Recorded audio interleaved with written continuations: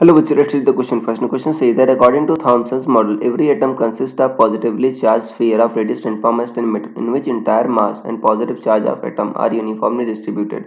Inside the sphere, electrons are emitted like seeds in watermelon. According to Rutherford, entire positive charge and mass of atom are connected in tiny central core of atom, which is called atomic nucleus. Size of nucleus is order of 10 minus 15 meter. The nucleus contains protons and neutrons. Negatively charged electrons revolve around the nucleus in circular orbits.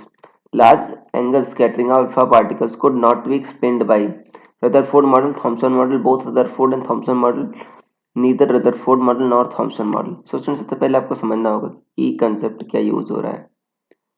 So key concept is Rutherford's scattering experiment.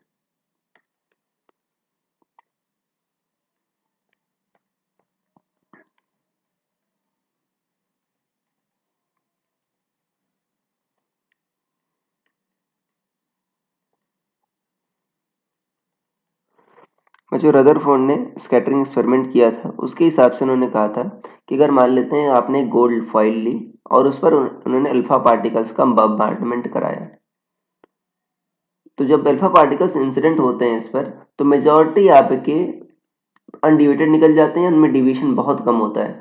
कुछ ही particles में large deviation आता है, बहुत कम में. तो उन्होंने कहा कि इसके हिसाब से हमको ये निष्कर्ष निकलता है कि जो मेजॉरिटी स्पेस इनसाइड एटम है वो खाली है, और क्योंकि कुछ अल्फा पार्टिकल्स में काफी ज्यादा डिविएशन आ रहा है, मतलब जो आपका whole positive charge and majority मास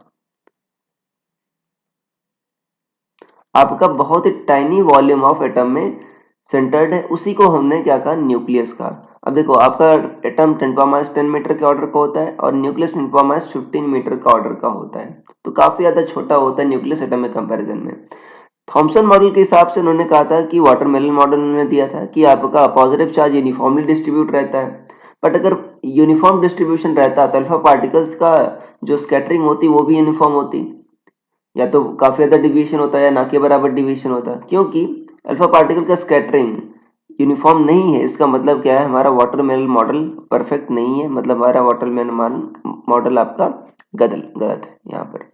तो इन्होंने यही बच्चों हमसे निष्कर्ष निकल large angle scattering alpha particle, ये हमारी थॉमसन मॉडल जो वाटरमेलन मॉडल था उससे एक्सप्लेन नहीं हो पाई, तो आपका ऑप्शन बी सही हो जाएगा.